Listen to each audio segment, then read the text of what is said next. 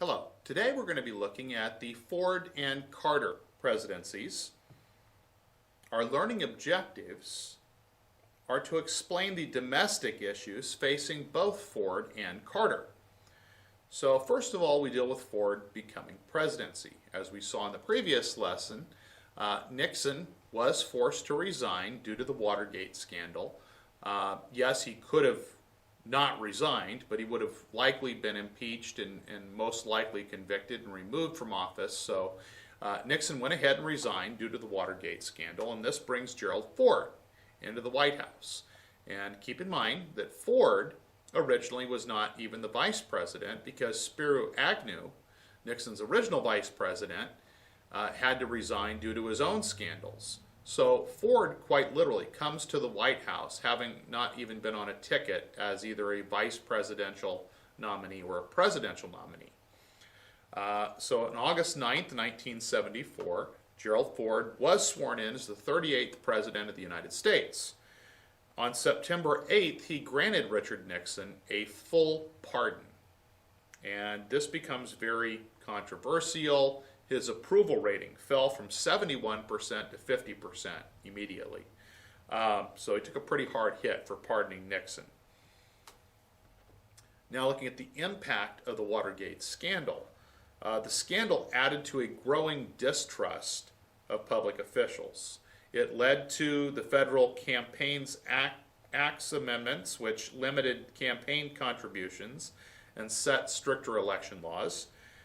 The Ethics in Government Act, which required financial disclosure of government officials in all three branches, and to new FBI domestic security investigation guidelines, which restricted political intelligence gathering activities as well. With regards to economic issues, LBJ, or Lyndon Baines Johnson, had increased deficit spending to finance the war in Vietnam and to finance his Great Society programs without raising taxes. The increased government spending caused inflation or a sharp rise in consumer prices. Ford, like Nixon, had to deal with inflation. And we also began to have an economic crisis in the 1970s that largely was caused by the OPEC oil embargo. The Organization of Petroleum Exporting Countries, or OPEC, placed an embargo or a stopping of shipping of petroleum to countries that supported Israel. The United States is Israel's biggest supporter. And we're also the number one oil consumer in the world. So the embargo caused the price of crude oil to quadruple by 1974 to $12 a barrel, which, by the way, would be cheap by today's standards. But what this does is it creates a real shortage of oil. You can't produce gasoline without oil. This leads to gas rationing. Gas had to be rationed, and in some locations you could only buy gas on even days if your license plate ended in an even number, or on odd days if your license plate ended in an odd number. Some other stations might have different flags they might put out. Green meant that they had gas available for all consumers. On a yellow day, it was only available for commercial vehicles, and the burden of proof really rested with the consumer to prove that they were using the vehicle for commercial purposes. And then on a red flag day, nobody could buy gas. So, and at this point in time, I remember being a young child and seeing horrendous lines at gas stations. I mean, vehicles wrapped for blocks of people waiting to buy gasoline when it was available because it wasn't such short supply. And obviously with that gas rationing, people had to plan ahead. I mean, for example, if you commute to work, you can't wait until you're almost out of gas and then just go conveniently find a gas station on your way because it may not be open. So you had to kind of plan ahead so you wouldn't run short. And we also experienced a very stagnant economy, which means the economy really wasn't growing. The loss of manufacturing jobs to foreign countries contributed to the stagnant economy. and resulting in a situation known as stagflation, which is really kind of the worst case scenario. Stagflation is where you have the combination of a stagnant economy, or an economy that's not growing, or maybe even in a recession, combined with a period of high inflation. And that really is the worst possible scenario. So as the economy slipped into what at the time had been the worst recession since the Great Depression, Ford tried to revive the economy with his Whip Inflation Now plan, but it failed. Ultimately, he came up with this nice little acronym, WIN, for Whip Inflation Now. The concept, I think, was really to kind of get people to buy into this and to hopefully get inflation under control. Ultimately, he didn't really have a very solid plan that proved to be very workable and wasn't able to bring inflation under control. Now we'll take a brief look at Ford's foreign policy. Ford wanted to assist South Vietnam and requested aid, but Congress denied it. And so the end result, of course, is that Vietnam ends up being overrun, or South Vietnam rather ends up being overrun, and in 1975, the capital of Saigon, or the capital rather of South Vietnam, Saigon, falls to the North Vietnamese communists. And at that point in time, the whole country really goes to communism. So, Ford was unable to protect South Vietnam as he had hoped. Ford continued détente and entered into the Helsinki Accords with the Soviet Union. We also had an incident that took place off the coast of Cambodia, known as the Mayegas incident. And what happened here is that after the fall of Saigon, the Khmer Rouge gained control of Cambodia. And that basically, the Khmer Rouge were headed by their leader Pol Pot. And Khmer was really a people group, and Rouge meaning red. Red we associate with communism. So this was a communist government that had gained control in Cambodia. And they seized an American ship, the Mayegas. Ford approved a rescue effort, and in the end, several Americans and Khmer Rouge were killed, but the rescue was viewed as a success.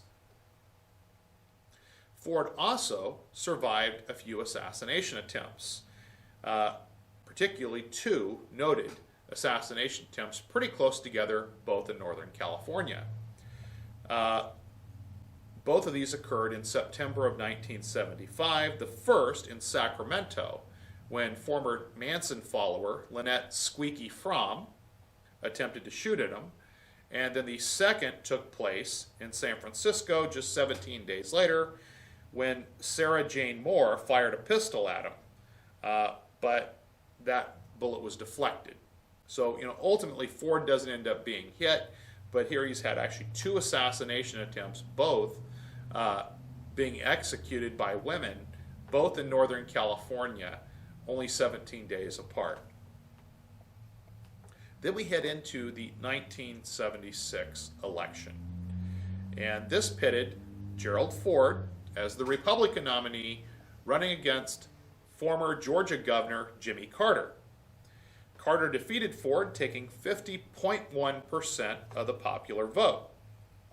As far as Carter's appeal, Carter was deeply religious and was seen as being a highly moral person. Now, keep in mind that many Americans kind of lost trust in Ford when he pardoned Nixon. People felt that they couldn't trust Nixon. There had been evidence that had come forth indicating that while he was trying to get us out of Vietnam, that we had been running a secret campaign and bombing in Cambodia and Laos, and there were other information had come forth that really kind of indicated that we had probably more involvement in Vietnam even during the Kennedy administration. The public had been led to believe. So there's just kind of this general sense in which many Americans are growing further and further distrustful of government. So the fact that Carter is seen as being a deeply religious man with very high morals is seen as being a very positive thing. This does appeal to many Americans. Uh, and that made them feel a little bit more trustful of Carter. Now, like Ford and Nixon before him, Carter has to deal with the economy. He faced the same economic problems as Ford. To fix the economy, he focused on the energy crisis, but he was unsuccessful. He asked Congress to create a Department of Energy, which it did, and he asked Americans to try to conserve energy, but they mostly ignored his plea. Carter also went on to address the nation in a speech where he talked about a crisis in confidence. But perhaps really the greatest crisis in confidence was the fact that the American people lost confidence in Carter's ability to govern, largely due to his inability to deal with the economy. He was seen as weak and, once again, was really not able to work with Congress to try to fix the economy. Another problem for Jimmy Carter that was kind of an embarrassment was his younger brother, Billy. Billy was known for his outlandish behavior, and he also endorsed a brand new brand of beer known as Billy Beer because Billy Carter was a well-known beer drinker. In fact, quite frankly, was known as more or less being an alcoholic. And so, all of a sudden, here's the president's brother, who's kind of the black sheep of the family, and this really kind of becomes an embarrassment for Jimmy Carter. But what can he do? Billy Carter was just kind of seen as a beer-drinking Southern good old boy. As far as foreign policy, human rights had always been important to Carter, and they were really at the forefront of his foreign policy. Carter got the Senate to ratify 2 treaties with Panama that transferred control of the Panama Canal, which had been built by the United States, to Panama before the year 2000. And ultimately, we would literally transfer control of the canal to Panama on December 31st, 1999. But another tough spot for Carter came in terms of dealing with the Soviet Union. Carter singled out the Soviet Union as abusers of human rights because of their treatment of dissidents, or those that spoke out and criticized the government. When the Soviet Union invaded Afghanistan, Carter placed an embargo on grain shipped to the Soviet Union, and he boycotted the 1980 Summer Olympics in Moscow. In return, the Eastern Bloc countries boycotted the 1984 Summer Games in Los Angeles. Now, the end result of all of this, the Soviets don't withdraw from Afghanistan, and the embargo actually hurts American farmers as grain prices fall dramatically. The embargo, it hurts athletes. Our American athletes, many of whom have trained 1980s their year, they win a spot on the Olympic team. We boycott. They don't get to go. These athletes here's their window. They've won a spot on the Olympic team, and now Carter has taken that away from them. And then, like I said, that also kind of tarnished the 1984 games when the Eastern Bloc countries boycotted our Olympics, and as a result, we did very well in the 1984 Olympics, winning more medals than normal, but it kind of had an asterisk next to it because it wasn't a full participation Olympics. So ultimately, although Carter's intention of punishing the Soviet Union for invading Afghanistan was all well and just, the actions that he took to do so ultimately end up hurting people and hurting Americans and ultimately not improving the situation. But Carter did have one shining foreign policy moment that needs to be taken into account. The highlight of his presidency were the Camp David Accords. And this really is a historic meeting. Camp David is a presidential retreat. This is a place that presidents have gone for many years. He schedules a retreat there, but it's more than just a retreat. It's going to be a meeting between the Egyptian president Anwar el-Sadat and the Israeli Prime Minister Menachem Begin. And he gets these two guys there and ultimately really tells them they're not leaving until they reach a peace agreement. And ultimately, Carter really kind of helps broker this peace agreement that really becomes historic. There had been a long history of Egypt and Israel being at war at each other for decades, really since the nation of Israel came into existence back in 1948. They had this long period, 20 plus years of war or tensions, and here they have this historic peace treaty that comes out, signed in 1979, and ultimately, as a result, both Begin and Sadat share the Nobel Peace Prize for 1978. But the treaty, however, was not well received by most Arab nations, and it also helped lead to Sadat being assassinated by Islamic fundamentalists in his own country in 1981.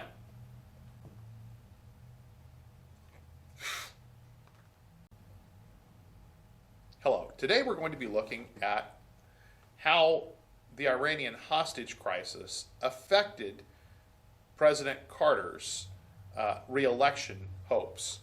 And to, first of all, have a little bit of background. We need to look at the Iranian Revolution, but we really need to start back even further than that.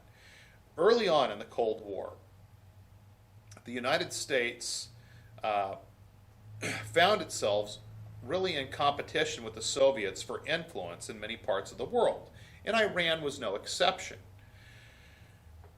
We ultimately became very distrustful of the prime minister of Iran at the time, named Mohammad Mossadegh, and we ultimately orchestrate his overthrow.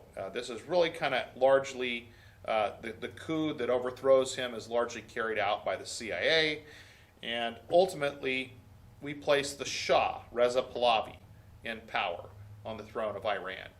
And so the thing we liked about the Shah is he was very Western friendly. He cooperated with our hopes and our ideals. He was very pro-Western. This was seen as being a good thing. We went to great lengths to make sure that we kept him in power, and ultimately, despite the fact that he squandered a great deal of the nation's wealth on lavish parties and on his own personal wealth, not really taking care of the people. All of this bred a lot of anti-American resentment in Iran. Well, but most Americans were, of course, completely unaware of this. And eventually this leads to a revolution in Iran where the Shah is overthrown. And so in 1979, this revolution takes place, and this leads to the Shah fleeing Iran. And then the Ayatollah Ruhollah Khomeini, who is a religious leader, he's a Muslim cleric, he really kind of comes in and becomes the leader of the revolution and the leader of the country of Iran. And so this is really kind of the background.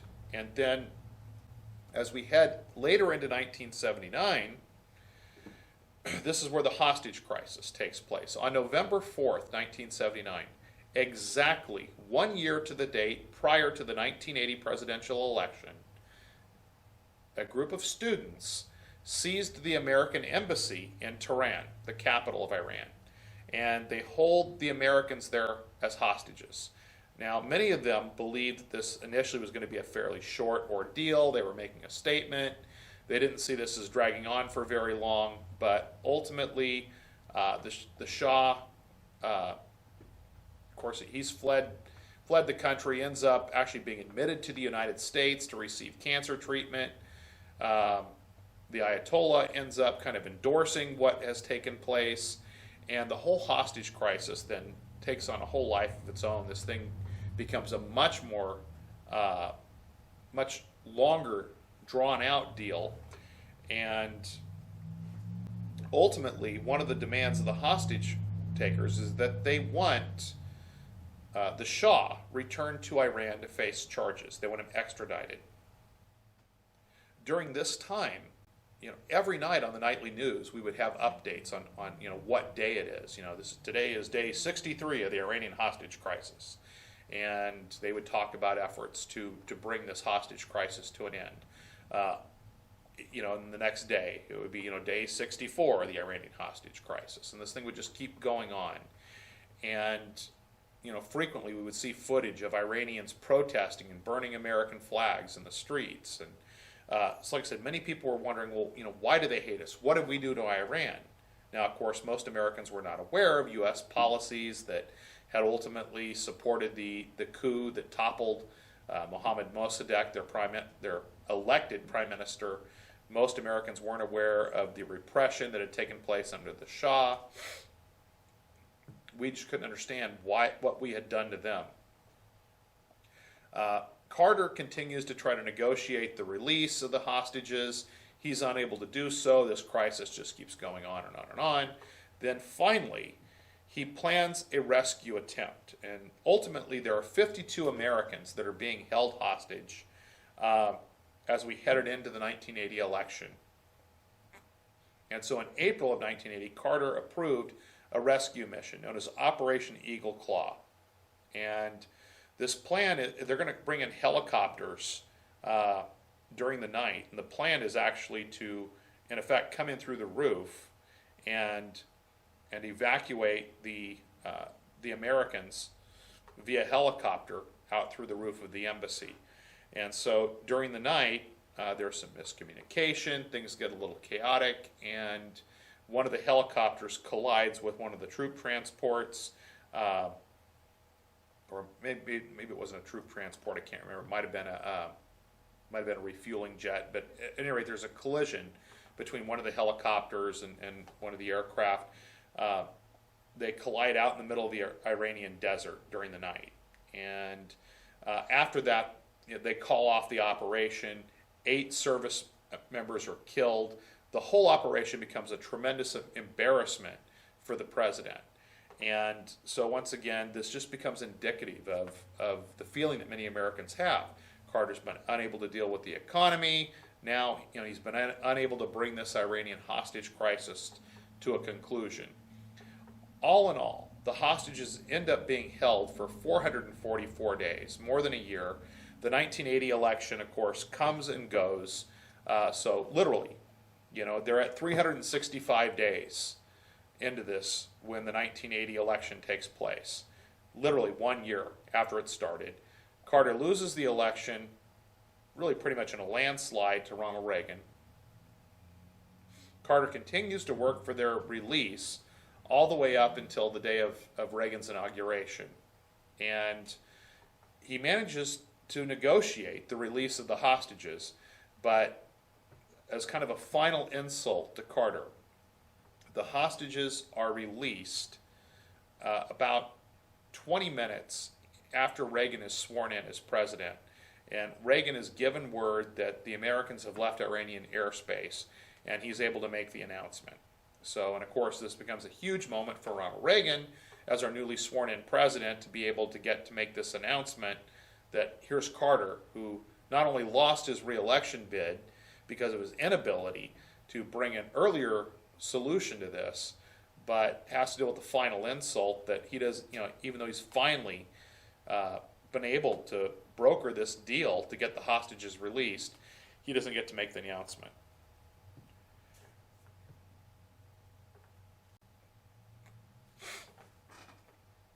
Hello. Today we're going to be looking at the social trends and the issues of the 1970s.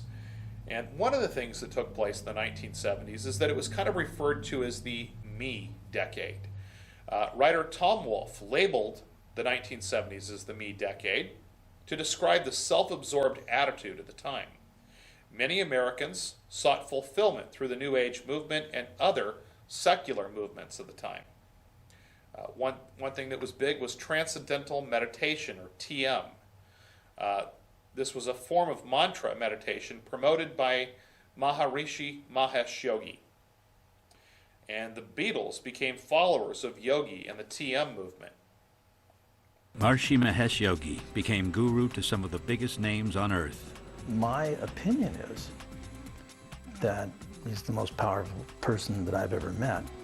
He made meditation a household word and is still hoping to save the world. He's an entrepreneur whose business is spiritual regeneration, and he knows what he's talking about.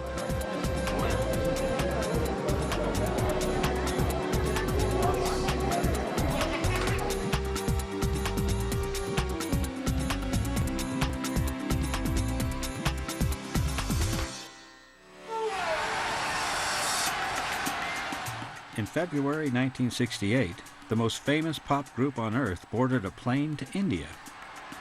The Beatles were en route to visit the man who had become their guru in all things. And they weren't the only ones. Landed in India as the sun was coming up, and I'd never been to India before. And the sun was coming up, and I'm stepping off the plane, and I'm thinking, wow, this place is really here. I mean, I'd never sensed a place having that kind of vibration. Good vibration, by the way. The man everybody wanted to see was Maharishi Mahesh Yogi, a 51-year-old spiritual leader who'd been teaching the world to meditate for more than 10 years. Far from the noise and pace of city life, in the cool, clear air of Rishikesh, North India, Pathé News reports from the meditation retreat of Maharishi Mahesh Yogi, the man who, through transcendental meditation, is currently bringing peace of mind to the Beatles. They showed up. Scientists, pop stars showed up because he was spontaneous, he was creative, he was joyful, and at the same time he was detached. It was very interesting to be around him. In early 1968, Maharishi's ashram on the shores of the river Ganges became a mecca for the stars. They were all hoping for the sort of answers that had eluded them up until now. They were serious students of transcendental meditation and serious students of Maharishi. And they were there to accomplish their own evolution. The stars had moved out of the limelight that defined them and into a very different way of life. A daily routine as laid out by Maharishi himself. Meditation in the morning, and then meeting me to understand the experiences of meditation, and then lunch, and then meeting me again afternoon, and then meeting me in the night after their evening meditation. For the Beatles, Mike Love, and Donovan, staying with Maharishi was a rare opportunity to live a long, forgotten, normal life. There were 60 meditators there from around the world, and they were very friendly with everybody. They were very accessible. They didn't look any different than anyone else sitting around at the ashram. But they were. Here were some of the biggest talents in the world of music. And as the course intensified, so did the creativity of the fledgling meditators. When Maharishi met John one night, Maharishi said to him, "And so how is the meditation going?" And John said, "Well, Maharishi, when I'm deep in meditation, I start writing songs. What should I do?" And Maharishi said, "John, when you are deep in meditation and you feel a song, come out of the meditation, write down the song. After you have written the song, go back to the meditation." And John said, "You mean that simple?" And Maharishi said, "That's simple." And all that seemed possible when Maharishi was invited to appear on the Merv Griffin Show in September 1975. Griffin was a serious and respected talk show host. He also practiced transcendental meditation. Alongside Griffin were other converts, all members of America's elite. This was just the caliber of endorsement Maharishi was after. In my first meditations, I started jumping. I thought, oh, now I've got another time to jump. But then what you find is that is the stress leaving, and after a period of a few weeks of meditation, it's all gone. The effect was clearing away the middlemen and misunderstandings and what they may have heard, and they go, "Oh, wow, Maharishi is great, and Merv Griffin does it, and these people do it." So it was very powerful. Thank you, Maharishi, very much. Maharishi's drive for validation was gaining momentum. I hope I'll see you before you leave. From doctors to politicians, transcendental meditation was now a very respectable way to relax. What happened to me was I had this anger, real anger, And out of frustration and not wanting to be in certain situations in my life, within 2 weeks of meditating, this anger, without trying, it lifted away. Gone. So it's so freeing. The negativity lifts away, and that's where the enjoyment of life starts soaring. I was feeling healthier physically. I was more productive, I was more creative, and I was at peace, so everything improved. But Marshy needed more than just testimony. For nearly 2 decades, he'd been encouraging scientific validation for his simple technique. His drive for recognition now moved into high gear. It was he who encouraged, Maharishi himself, who encouraged all the scientific research on transcendental meditation. He didn't want to leave it as a metaphysical, mystical knowledge. He wanted the technique of meditation scientifically understood, scientifically scrutinized. These are the electroencephalograph patterns of a subject who's practicing transcendental meditation. Scores of tests were carried out, and the results looked good. From insomnia to high blood pressure, TM seemed to have the answers. Between 1966 and 1976, over 1 million people learned the simple technique. And as TM gained momentum, Marshy got busy with something new.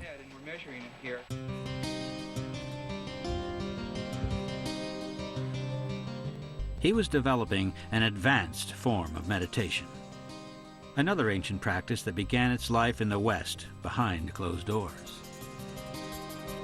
I remember when yogic flying was first introduced in the Transcendental Meditation movement back in the 70s. It was top secret at the time. The people who did it practiced it in rooms with sheets hung over the windows and guards posted at the door, and you weren't supposed to come in. And I was living in a room above the flying room at the time, and I snuck down and I saw people hopping up and down on foam mats.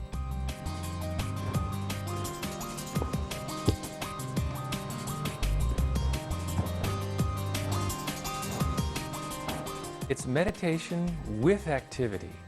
It's the depth of experience of inward silence through meditation while the body is dynamically moving. The body's actually trying to fly, hopping and spontaneously lifting up. Initially, the experience was just totally bewildering and amazing, because you were meditating and you were practicing some sutras, which are like mantras, and suddenly your body would lift off the ground. My mind says, fly. My body says, okay, and off I go. When you walk, do you think about it? Same mechanism, but we're simply using a different principle. We're a little bit outside the box of walking. We're looking into the laws of nature that are affecting gravity, and the body is responding.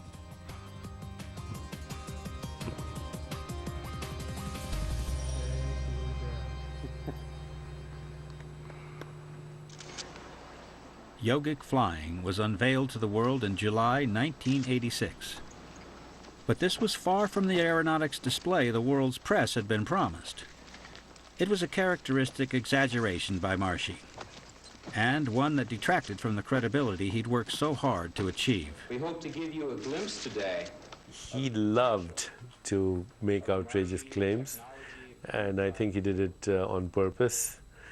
Because it did invite ridicule, but it also invited a lot of attention in the media and the press.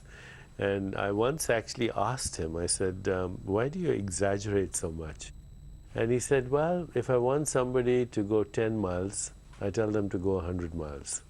If I want to tell somebody to go 100 miles, I tell them to go 1,000 miles. Because if you tell them to go 1 mile, they won't even get up. Other cultural changes from the 1970s. In the 1970s, more women began to work outside the home. Families began to spend less time together, and divorce rates began to climb. Other changes included disco music, nightclubs, CB radios, roller skates, t-shirts, bell-bottoms, and aerobics. Now we'll look a little bit at television in the 1970s. The 1950s family-style sitcoms began to disappear. The Brady Bunch, a sitcom about a blended family with 3 boys and 3 girls, was very popular. This show not only was on for a long time, it also ran in syndication. And I really kind of grew up watching this show. Once again, the idea is you had a single mom with 3 girls. She meets this guy with 3 boys. Together they form this blended family, and they have a live-in maid named Alice. So once again, the idea, you've got issues of a blended family is kind of being the basis for the sitcom. Another popular show at the time was The Partridge Family. And this featured a single mother and her children who played together in a band. And another one of the popular TV shows was All in the Family.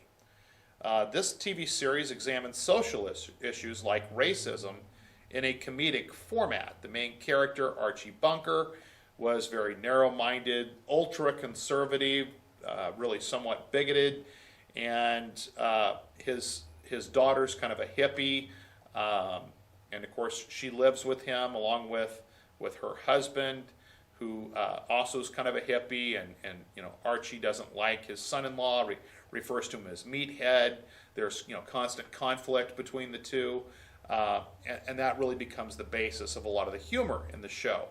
But once again, they did tend to examine many social issues through the show.